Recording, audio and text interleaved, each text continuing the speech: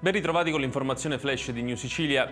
In apertura il rinvio a giudizio dell'ex dirigente della Multiservizi Anna Rosa Corsello per reati fallimentari e per aver aggravato il dissesto della società controllata dalla regione siciliana. La decisione arriva dal GUP di Palermo Fabio Pilato, che ha prosciolto dagli stessi reati perché il fatto non sussiste anche il commercialista Andrea Favatella. Nella memoria depositata da Favatella è emerso che l'operato del professionista fu regolare e che l'indagato anzi ha consentito alla società di recuperare crediti per svariati milioni di euro. Passiamo alla politica con Nino Minardo, già segretario regionale della Lega in Sicilia, che è stato eletto presidente della Commissione Difesa alla Camera dei Deputati.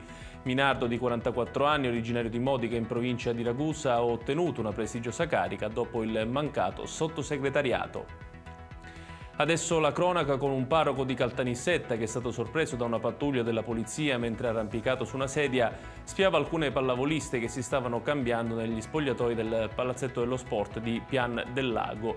A notare il sacerdote è stato un passante che ha avvisato le forze dell'ordine di fronte alla richiesta di chiarimenti da parte dei poliziotti. Il religioso si è giustificato dicendo di aver avuto un momento di debolezza.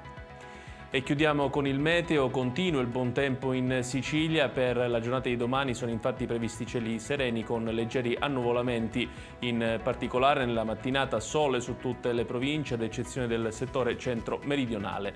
Nel pomeriggio invece ci sarà un aumento della nuvolosità soprattutto nei settori occidentali. Le temperature continueranno a mantenersi stabili e ancora al di sopra delle medie stagionali. Ed è tutto per questa edizione. Dalla redazione di New Sicilia l'augurio di una buona serata.